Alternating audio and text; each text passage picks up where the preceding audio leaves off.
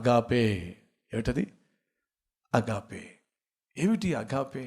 దేవుని ప్రేమ, దివి నుండి దిగి వచ్చిన ప్రేమ. అది సిలువలో దేవుడు చూపించిన శాశ్వతమైన ప్రేమ. ఇందాక చెప్పాక ఏమిటి? మనం బలహీనులుగా ఉన్నప్పుడు ఆయన ప్రేమించాడు. మనం పాపిష్టి వారిగా ఉన్నప్పుడు ప్రేమించాడు. మనం దేవునికి శత్రువులుగా ఉన్నప్పుడు ఆయన మనల్ని ప్రేమించాడు. ఇది నిస్వార్థమైన ప్రేమ, నీ క్షేమాన్ని నిత్యము కోరేటటువంటి ప్రేమ, దివి నుండి దిగి వచ్చినటువంటి ప్రేమ, జాలిపడి నీ స్థితిని చూసి కన్నీళ్లు కార్చే ప్రేమ, చేరదీసి నీ కన్నీళ్లు తుడిచే అద్భుతమైన ప్రేమ. ఇది దేవుని ప్రేమ, కుమారుని ప్రేమ, క్రీస్తు ప్రేమ.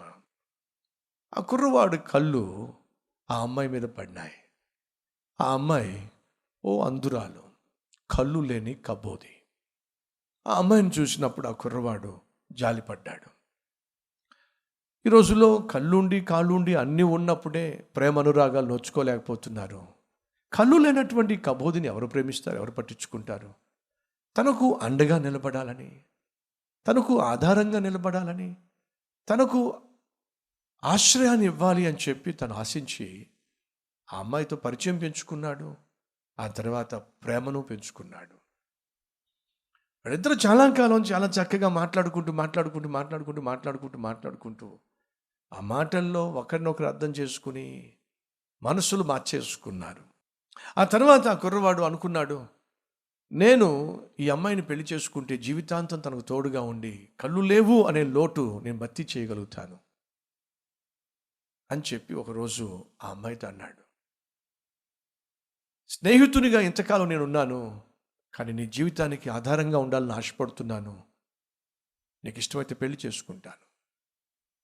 ఎగిరి గంతేస్తుందేమో అనుకున్నాడండి. కానీ ఆ అమ్మాయి ఓ ప్రశ్న వేసింది, అసలు నువ్వు ఎలా ఉంటావో నాకు తెలియదు, నీ రూపురేఖలు ఏమిటో నాకు తెలియదు, నిన్ను చూడకుండా నేను ఎలా పెళ్లి చేసుకోగలను అని అంటే ఆ కుర్రోడు అడిగాడు, అంటే నీ ఉద్దేశం ఏమిటి? నువ్వు నిజంగా నన్ను ప్రేమిస్తున్నావా? ప్రాణంగా ప్రేమిస్తున్నాను. జీవితాంతం నాకు తోడుగా ఉంటావా? ఖచ్చితంగా తోడుగా ఉంటాను. నిజంగా నువ్వు నాకు ప్రాణంగా ప్రేమిస్తున్నట్లయితే, నేను విన్నాను పలానా ఆపరేషన్ చేయించినట్లయితే నా కళ్ళు వస్తాయట. అది ఖర్చుతో కూడిందని నాకు తెలుసు. వేరే వాళ్ళు కళ్ళు ఇస్తే తప్ప అది సాధ్యం కాదని కూడా నాకు తెలుసు. నేను నిజంగా ప్రేమిస్తున్నట్లయితే నాకు ఆపరేషన్ చేయించు, నా కళ్ళు వచ్చే విధంగా చేయి. అతడు దానికి సరే అన్నాడు. రేయింబగళ్ళు కష్టపడ్డాడు, లక్షలు సమకూర్చాడు. ఆ అమ్మాయికి కష్టపడి ఆపరేషన్ చేయించాడు. కళ్ళు వచ్చేసినాయి. కళ్ళు వచ్చేసిన తర్వాత ఆమె తనను చూసి పెళ్లి చేసుకుంటుంది. సంబరపడిపోయాడు, సంతోషించాడు. ఆమె కళ్ళు వచ్చేసినాయి. కళ్ళు వచ్చిన వెంటనే మొట్టమొదటిగా చూడాలనుకుంది, తనను ప్రాణంగా ప్రేమించి తనకు కళ్ళ కోసం కష్టపడి ఆపరేషన్ చేయించిన తన బాయ్ ఫ్రెండ్ని చూడాలని ఆశపడింది. ఆ బాయ్ ఫ్రెండ్ అక్కడ ఉన్నాడు. తన కళ్ళతో చూసింది, ఆశ్చర్యపడింది, ఇబ్బంది పడింది, చిరాకు పడింది, తెలియకుండా కోపపడింది. కారణం ఏమిటంటే ఆ కుర్రోడికి కళ్ళు లేవు. అది గమనించినటువంటి ఆ అమ్మాయి కళ్ళు వచ్చిన తర్వాత, కళ్ళు తెరిచి చూసిన తర్వాత తనను ప్రేమిస్తున్న వాడికి కళ్ళు లేవని, అతడు కళ్ళు లేని కబోదని, ఇలాంటి కళ్ళు లేని కబోదిని నేను పెళ్లి చేసుకొని నేను ఎప్పుడు సుఖపడాలి? కాదు, పొమ్మంది. నీ ముఖం చూపించొద్దు అంది. ఇంకెప్పుడు కనిపించొద్దు అంది. ఎప్పుడు? అతడు కష్టపడి ప్రయాసపడి ఆపరేషన్ చేయించి తనకు చూపు వచ్చే విధంగా చేసిన తర్వాత పో అనేసి. ఇదండి ఈరోజు ఈ లోకం చూపించే ప్రేమ, పాపిష్టి స్నేహితులు చూపించే ప్రేమ. అతను వెళ్ళిపోయాడు. వెళ్తూ ఒక గ్రీటింగ్ కార్డు ఇచ్చి వెళ్ళాడు. ఎవరో వచ్చి ఆ గ్రీటింగ్ కార్డు ఇచ్చారు. తెరిచి చూసింది. అందమైనటువంటి ప్రపంచాన్ని ఈరోజు నువ్వు చూడగలుగుతున్నావు, కళ్ళారా చూడగలుగుతున్నావు. సంతోషం. నువ్వు కలిగి ఉన్న కళ్ళు జాగ్రత్తగా కాపాడుకో. ఎందుకంటే ఈరోజు నువ్వు కలిగి ఉన్న కళ్ళు ఒకప్పుడు అవి నా కళ్ళు అనగా ఆ కుర్రవాడే తన కళ్ళను దానం చేశాడు. దానం చేసిన తర్వాత పొందుకున్నటువంటి ఈ పనికి మాలింది దానం చేసినటువంటి కుర్రోడిని కాదనుకుంది. ప్రియ సహోదరి సహోదరుడా, ఈరోజు నువ్వు నేను మనం కలిగి ఉన్న ఈ జీవితం మంది కాదు. జాగ్రత్త. ప్రభువైన యేసుక్రీస్తు సిలువలో ప్రాణం పోగొట్టుకొని మనకు ప్రసాదించాడు. ఇది అసలు సిసలైన ప్రేమకు నిదర్శనం.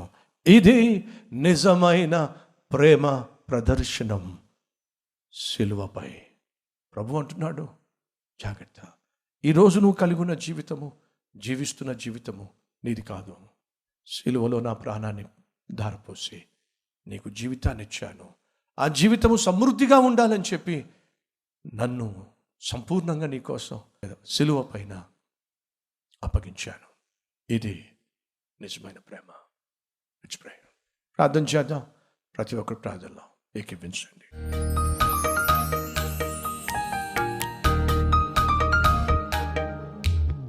మహాపరిశుద్ధుడు అయిన ప్రేమ కలిగిన తండ్రి, ఈ లోకంలో రకరకాల ప్రేమలున్నాయి. కాలంతో పాటు కరిగిపోయేవి, తరాలతో పాటు తరిగిపోయేవి, అవసరాలతో పాటు ఆవిరైపోయేవి. రకరకాల ప్రేమలున్నాయి. కానీ తరగనిది, కరగనిది, ఆవిరిగా మారనిది, నిత్యము నిలిచేది నీ ప్రేమ మాత్రమే. అయ్యా, ఈరోజు మేము జీవిస్తున్నామంటే సిలువలో నువ్వు అర్పించిన నీ ప్రాణం వల్ల సాధ్యమైంది. కాబట్టి మర్చిపోక బ్రతికినంత కాలము నీ ప్రేమను క్రియల్లో చూపించి కృప దయచేయమని యేసుక్రీస్తు నామం పేరట వేడుకుంటున్నాం తండ్రి. ఆమెన్.